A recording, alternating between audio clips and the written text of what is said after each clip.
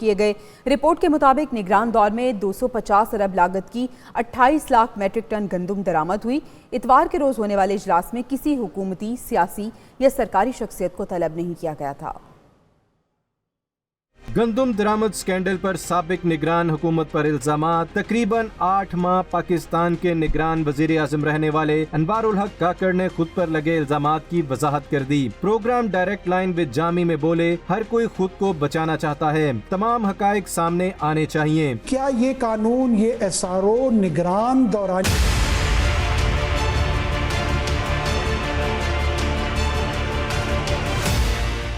गंदम बहरान की तहकीकात के लिए कमेटी की तवील बैठक। वफाकी सेक्रेटरी काबीना कामरान अली अफजल की सरबराही में इंक्वायरी कमेटी का इजलास हुआ। कमेटी के सामने अदाद व शुमार पेश कर दिए गए।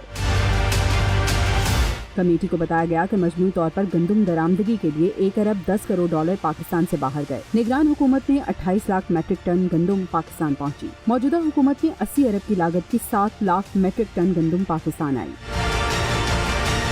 गंदम के 17 जहाज रूस, यूक्रेन और दीगर 6 ममालिक से भी दरामद की गई। अगस्त 2023 से मार्च 2024 तक मजमूई तौर पर 330 अरब रुपए की गंदम दरामद हुई। 13 लाख मैट्रिक टन गंदम में कीड़े पाए गए। रिपोर्ट के मुताबिक रवां साल जनवरी में 7 लाख मैट्रिक टन गंदम दरामद की गई। फरवरी में 8.5 लाख मैट्रिक टन गंदम दरामद हुई। पहला जहाज गुज़िश्ता साल 20 सितंबर और आखिरी जहाज 31 मार्च 2024 को पाकिस्तान पहुंचा। वज़ारत खजाना ने निजी शोबे के जरिए सिर्फ 10 लाख मैट्रिक टन गंदम दरामद करने की इजाज़त दी थी। साबिक निगरान वज़ीर आज़म अनवारुल हक काकड़ गंदम स्कैंडल की तहकीकात में शामिल होने को तैयार हैं। वो कहते हैं कि इंक्वायरी कमेटी जब बुलाएगी पेश हो जाऊंगा। Programme direct line with Jami में सवाल के जवाब में मुतालबा किया कि गंदम दरामदगी के हवाले से निगरान और मौजूदा हुकूमत के अदाद व शुमार का मवाजना करें। गंदम दरामद स्कैंडल पर साबिक निगरान हुकूमत पर इल्जामात। तकरीबन 8 माह पाकिस्तान के निगरान वजीर आजम रहने वाले अनवारुल हक काकड़ ने खुद पर लगे इल्जामात की वजाहत कर दी। Programme direct line with Jami में बोले, हर कोई खुद को बचाना चाहता है, तमाम हकाइक सामने आने चाहिए। क्या ये कानून, ये एसआरओ निगरान दौरानिये में जारी हुआ, जिसके तहत रेगुलेटरी ड्यूटी माफ की गई, टैक्सेस माफ किए गए और दरामद को आसान रखा गया? डॉलर रेंज का जवाब है नहीं। ये कब हुआ?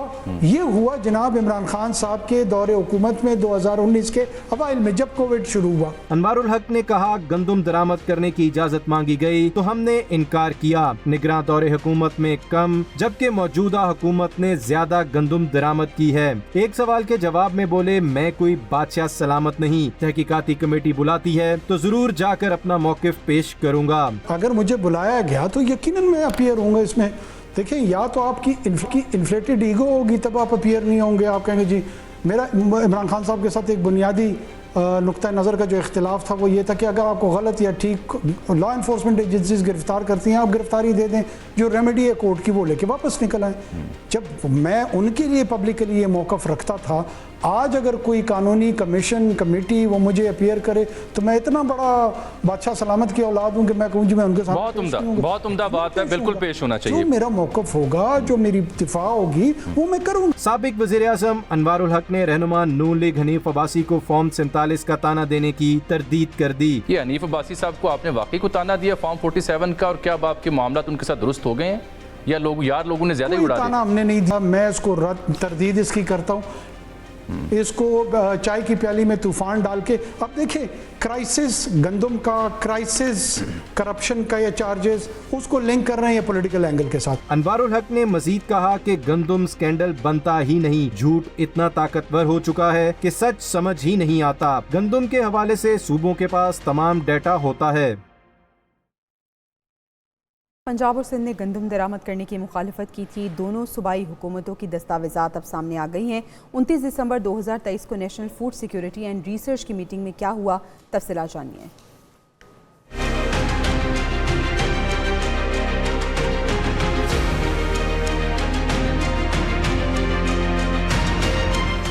गंदम दरामद का कौन हामी कौन मुखालिफ था, पंजाब और सिंध हुकूमत ने हक़ाइक़ बता दिए। 29 दिसंबर 2023 को इस्लामाबाद में वज़ीर कौमी फूड सिक्योरिटी एंड रिसर्च की ज़ेर सदारत अहम इजलास हुआ। मीटिंग में पंजाब और सिंध के सेक्रेटरीज फूड ने मज़ीद गंदम बरामद की मुखालिफत की। सेक्रेटरी सिंध का कहना था कि गंदम की दरामद से सिंध में गंदम का रेट 4600 से 4400 रुपए फी मना गया। सेक्रेटरी खुराक पंजाब ने भी वाज़े तौर पर गंदम की बरामद की मुखालिफत की। 25 मार्च 2024 को सेक्रेटरी खुराक मौज़म इकबाल सिप्रा ने विफाक को खत लिखा। बताया गया पंजाब में 17.44 मिलियन एकड़ पर गंदम की काश्त हुई है। गंदम की पैदावार 24 मिलियन टन मुतवक्के है, जबकि डिमांड 15.55 मिलियन टन है। खत में मुतालबा किया गया कि 31 मार्च को बाहर से आने वाली मजीद गंदम को हर सूरत रोकें। 28 मार्च को इस्लामाबाद में होने वाली मीटिंग में वज़ीर ख़जाना ने प्राइवेट सेक्टर से गंदम दरामद पर एतराज़ उठाया, लेकिन इसके बावजूद रूसी जहाज के जरिए बगैर इजाज़त 50,553 टन गंदम को ऑफलोड करने की इजाज़त दे दी गई। और गंदम बहरान पर किसान सड़कों पर आने को तैयार हैं। किसान इत्तेहाद ने 10 मई से एहतजाज का ऐलान कर दिया। चेयरमैन किसान इत्तेहाद खालिद महमूद खोखर कहते हैं कि एहतजाजी मुजाहरे के अलावा हमारे पास कोई चारा ही नहीं है। अपने हक के लिए लाहौर तक जाएंगे। मुलविस किरदारों को फांसी होनी चाहिए। मैंने किसान बचाओ तहरीक से, पाकिस्तान किसान फाउंडेशन से, फैब से, मैंने सबसे मुशावरत के बाद मैं इस हम नतीजे पे पहुंचे हैं कि हम फौरी तौर पे एहतजाज पे आ जाए। इसके अलावा हमारे पास एहतजाज अपनी ज़ात के लिए नहीं, ये मैं आपको बता दूं, पाकिस्तान की ज़राअत को बचाने के लिए, क्योंकि अब जो हालात हो चुके हैं, या तो हम पढ़ ले इन्ना लिल्लाहि व इन्ना इलैहि राजिऊन, तो हम 10 तारीख को बाद नमाज जुमा हम मुल्तान से एहतजाज शुरू कर रहे हैं और ये एहतजाज पूरे पाकिस्तान में जाएगा। हम ऐसा एहतजाज नहीं करना चाहते कि लोग उस पर तंग हो। हम अपने भाइयों को तंग नहीं करना चाहते, लेकिन अब क्या करें, इसके अलावा हमारे पास कोई चारा ही नहीं है। रहनुमा तहरीक इंसाफ असद कैसर ने हुकूमत पर गंदम स्कैंडल को दबाने की कोशिश का इल्ज़ाम लगा दिया। उनका कहना था कि तहरीक इंसाफ किसानों के साथ है, जबर और जुल्म के खिलाफ ऐवान में आवाज़ उठाएंगे। जो गंदम का एक बहुत बड़े क्राइसिस है और जो जिस तरह किसानों के साथ जुल्म हुआ है उसके ऊपर हुकूक पे डाका डाला गया है, तो इस हुकूमत का ये आया है कि उस हुकूमत में ये कैपेसिटी नहीं है। ये शहबाज शरीफ और ये लोग तो अभी जो स्कैंडल है उसको दफनाने के लिए भरपूर कोशिश कर रहे हैं, लेकिन इंशाअल्लाह ताला हम अपने किसानों के साथ खड़े होंगे। ये जुल्म की रात इंशाअल्लाह बहुत जल्द खत्म होने वाली है। खबर आपको दें, सऊदी अरब के आला सतह के वफ़द की 2 रोज़ा दौरे पर पाकिस्तान आमद। वफाकी वज़ीर तिजारत जाम कमाल खान और वज़ीर पेट्रोलियम मुसद्दिक मलिक ने नूर खान एयरबेस पर सऊदी नायब वज़ीर सरमायाकारी की ज़ेर क़यादत वफ़द का इस्तकबाल किया। वफ़द में कारोबारी, तिजारती और सरमायाकारी से मुतल्लिक़ 50 के करीब शख्सियात शामिल हैं। ये वफ़द मुख्तलिफ शोबों की 30 कंपनीज़ के नुमाइंदों पर मुश्तमिल है। टेक्नोलॉजी, तवानाई, हवाबाजी, तामीरात और कानकनी से मुतल्लिक़ माहिरीन इस वफ़द का हिस्सा हैं। पाक सऊदी सरमायाकारी का इब्तदाई सेशन आज शुरू होगा। वफ़द के दौरे में $10 अरब तक सरमायाकारी के मुआहदे मुतवक्के हैं।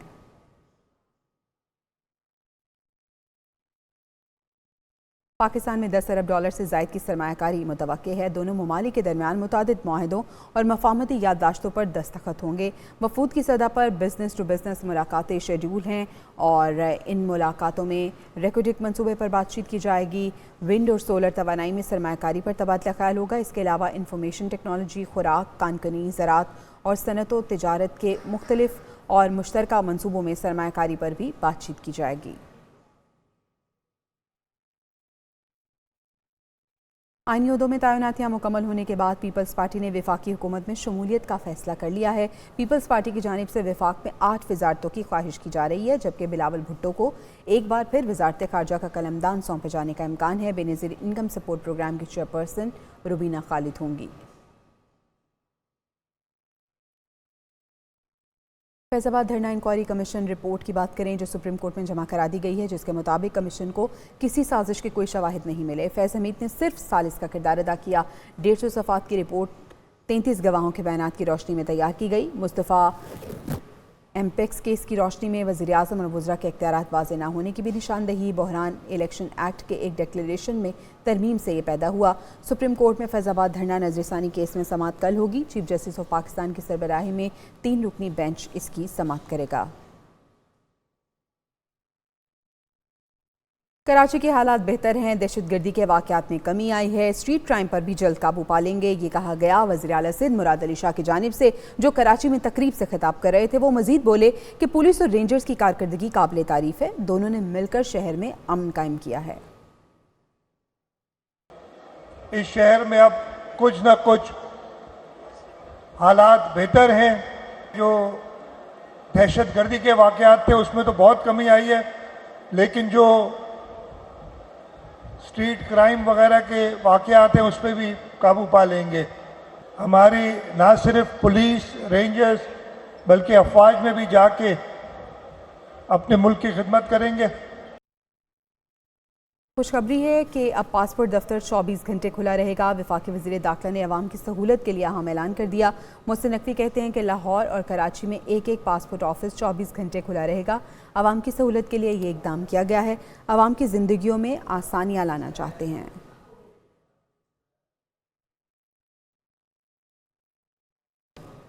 वज़ीर आला पंजाब मरीम नवाज़ कहती हैं कि पिंक गेम्स को पूरे पंजाब तक फैलाएंगे। बच्चियों को तरजीही बुनियादों पर बाइक्स दी जाएंगी और साथ ही साथ उन्होंने कहा कि वालिदैन अपनी बच्चियों को बाइक चलाने की इजाज़त दें।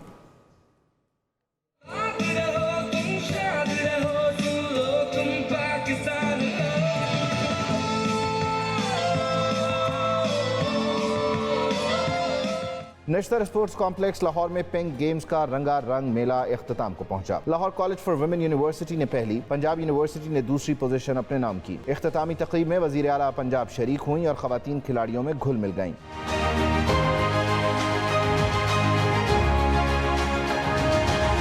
तकरीब से खिताब करते हुए मरियम नवाज का कहना था, बच्चियों को खेलों में आगे बढ़ता देखकर खुशी हुई। इन्हीं बच्चियों में से नेशनल और वर्ल्ड चैंपियन भी होंगी। आपकी गेम्स देखकर, आपका टैलेंट देखकर, और मुझे अब पता चल गया है कि इंशाल्लाह you will rule the world इंशाल्लाह ताला।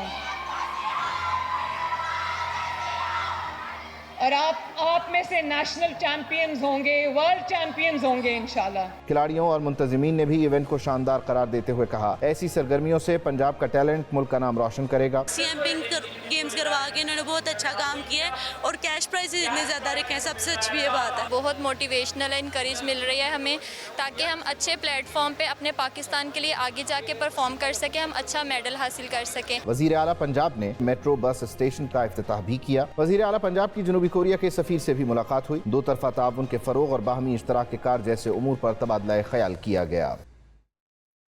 सिंध के सीनियर वजीर शर्जील इनाम मेमन का ये कहना है कि रेड लाइन BRT बड़ा प्रोजेक्ट है, दिन रात एक करके इस प्रोजेक्ट को जल्द मुकम्मल करेंगे। निगरान हुकूमत ने इस प्रोजेक्ट पर कोई तवज्जो नहीं दी। महंगाई बढ़ने से उन्होंने कहा कि बिल्डिंग मटीरियल महंगा होगा, जिसके बाइस काम रुक गया था।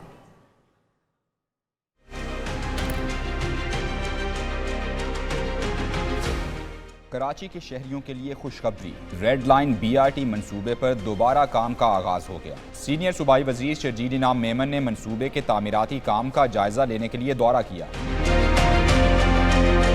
मीडिया से गुफ्तगू में शर्जील मेमन ने कहा कि रेड लाइन BRT एक बड़ा प्रोजेक्ट है। जब मंसूबा शुरू हुआ तो कॉन्ट्रैक्टर्स को मसाइल का सामना था। निगरान हुकूमत मंसूबे के हवाले से आंखें बंद करके सो गई थी। रेड लाइन BRT जो कि निहायत एक इम्पॉर्टेंट प्रोजेक्ट है, काम स्टार्ट हुआ तो सबसे बड़ा इशू था वो था जो हाइपर इन्फ्लेशन पूरे पाकिस्तान में आई और उस वजह से फिर कॉन्ट्रैक्टर्स के इश्यूज थे। केयर टेकर गवर्नमेंट ने बिल्कुल आंखें बंद करके सो गई थी और उनको एहसास नहीं था कि यहाँ पे लोगों को क्या तकलीफ हो रही है। शर्जील मेमन का कहना था कि आवाम को रिलीफ फराहम करना हमारी तरजीहात में शामिल है। दिन रात काम करके प्रोजेक्ट को जल्द अज जल्द मुकम्मल और आवाम को सहूलत फराहम करेंगे। ट्रांसपोर्ट डिपार्टमेंट दिन रात काम कर रहा है क्योंकि हमारा मकसद ये कि आवाम को डिलीवरी देना। पीपल्स पार्टी की गवर्नमेंट, सिंध गवर्नमेंट हर सेक्टर में उसकी कोशिश लगी हुई है कि आवाम को मजीद से मजीद चीजें डिलीवर किया जाए। येलो लाइन BRT पे काम शुरू हो चुका है। सीनियर सूबाई वजीर का कहना था कि येलो लाइन मंसूबे पर भी काम जारी है। येलो लाइन पर भी काम शुरू हो चुका। वर्ल्ड बैंक के साथ मुख्तलिफ सेक्टर्स में काम हो रहा है। रहनुमा PTI और रुकन कौमी असम्बली शेर अफजल मरवत की गाड़ी को लकी मरवत के करीब मोटरवे पर हादसा पेश आया। शेर अफजल मरवत की गाड़ी के दोनों टायर फट गए। शेर अफजल मरवत डेरा इस्माइल खान से इस्लामाबाद जा रहे थे। हादसे में शेर अफजल मरवत और उनके साथी मौज़ाती तौर पर बाल बच गए। शेर अफजल मरवत दूसरी गाड़ी से इस्लामाबाद रवाना हो गए।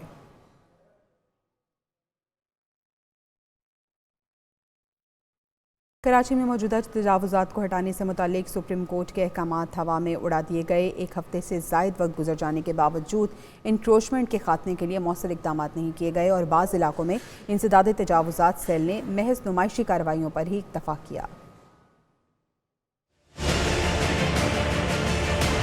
सुप्रीम कोर्ट का कराची से 3 रोज में तजावुजात हटाने का हुक्म, मगर 1 हफ्ते से ज्यादा अरसा गुजर जाने के बावजूद सूरत हाल जूं की तूं है। सूरत हाल पर शहरियों का कहना है कि तजावुजात के खात्मे के लिए एम्प्रेस मार्केट की तर्ज पर ऑपरेशन करना होगा और सॉफ्ट के बजाय पक्की तजावुजात का खात्मा किया जाए तो नताइज सामने आएंगे। सारा दिन तो इधर नहीं बैठेंगे ना, केएमसी वाले भी 1-2 घंटे के लिए आते, वो चले जाते, हटा दे, सब हट जाते, फिर दोबारा लग जाते। तो ये एक्शन होना चाहिए, पत्थारे हटेंगे तो शहर खूबसूरत भी होगा और आवाम को आसानी भी होगी। पब्लिक परेशान है इस हवाले से, जो है मतलब ये तजावुजात जो भी हैं वो हटानी चाहिए। पत्थारेदारों का कहना है कि सुप्रीम कोर्ट के अहकामात मानने को तैयार हैं, मगर अपील है कि उनके रोजगार के लिए भी एक जगह मखसूस कर दी जाए ताकि उनका रोजगार चलता रहे। पहले से काम नहीं है, ऑर्डर भी बंद करेगा तो रोड पे आ जाएंगे, पुलिस वाले आ जाएंगे, बोले हटा लो, फिर मतलब वो आ जाएंगे और पैसे दे दो, फिर मतलब के छोड़ देंगे। ये मतलब सुप्रीम कोर्ट ऑफ पाकिस्तान ने गुज़िश्ता हफ्ते अपने तहरीरी हुक्मनामे में शहर से तजावुजात 3 रोज में खत्म करके तफसीली रिपोर्ट पेश करने का हुक्म दिया था। सुप्रीम कोर्ट की जानिब से 3 रोज में तजावुजात खत्म करने का हुक्म तो दिया गया था,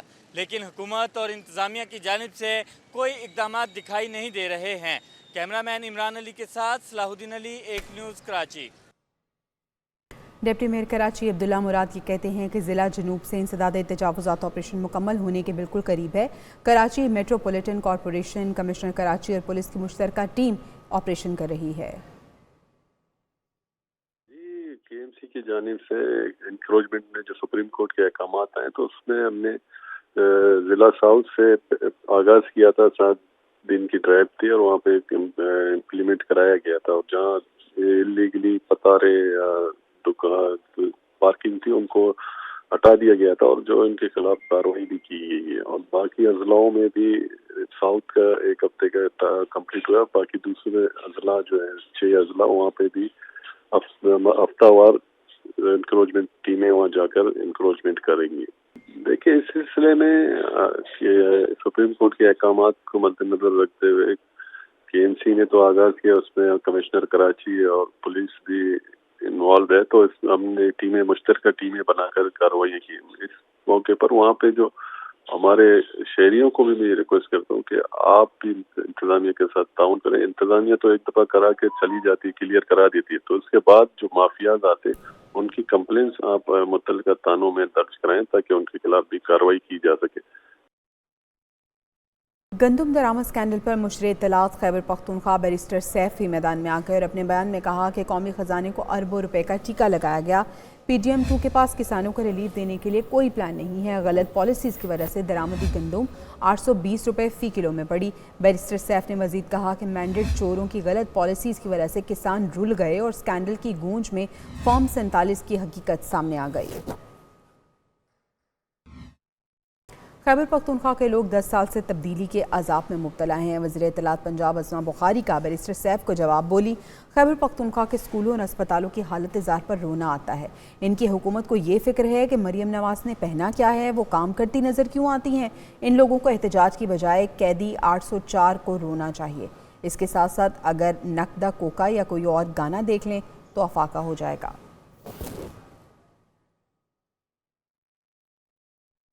वज़ीर इत्तलात सिंध शर्जील मेमन ने कहा है कि 9 मई पाकिस्तान की तारीख का स्याह तरीन दिन है। उस दिन मुल्क में दहशतगर्दी की लहर फैलाई गई। ये सानिहा एक सोचे समझे मंसूबे के तहत हुआ। जिन्होंने 9 मई को इंतशार फैलाया वो सब जेलों में हैं। 9 मई मैं समझता हूँ कि पाकिस्तान की तारीख का स्याह तरीन दिन है। एक दहशतगर्दाना कार्रवाइयाँ थी 9 मई को, एक दहशतगर्दी की लहर पूरे पाकिस्तान में फैलाई गई सोची समझी साजिश के तहत। आज जिन्होंने 9 मई की वो जेलों में सड़ रहे हैं। अगर कोई भी लीडर आपको वायलेंस की तरजीह देता है तो ऐसे लीडर की बात नहीं सुननी चाहिए। कोई भी पॉलिटिकल पार्टी अगर आपको अपने इक़्तिदार की हवस के लिए, इक़्तिदार की लालच के लिए अगर कौम के नौजवानों को बेवकूफ़ बनाती है तो ऐसे लीडर की बातें नहीं सुनना चाहिए।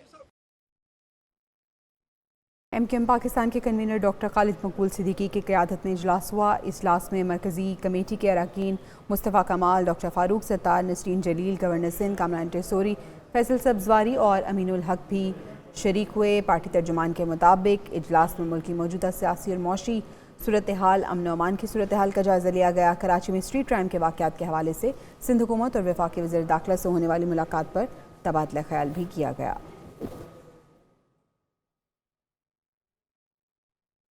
नामजद गवर्नर पंजाब की हलफ बर्दारी की तकरीब मुलतवी हो गई है। पीपल्स पार्टी के रहनुमा सरदार सलीम हैदर ने इतवार के रोज़ बतौर गवर्नर पंजाब ओहदे का हलफ उठाना था। Chief justice Lahore high court Shahzad Khan ने नए गवर्नर से ओहदे का हलफ लेना था।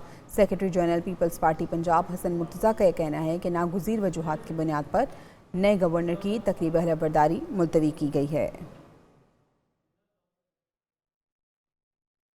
गवर्नर बलूचिस्तान जाफर खान मंदुखेल आज सुबह 11 बजे हलफ उठाएंगे। Chief justice Balochistan high court justice Hashim Khan Kakar governor से हलफ लेंगे। तकरीब हलफ बर्दारी गवर्नर हाउस कोयटा में होगी, जिसमें वज़ीर आला बलूचिस्तान, सूबाई वज़रा समेत दीगर सिविल और अस्करी हुकाम शिरकत करेंगे।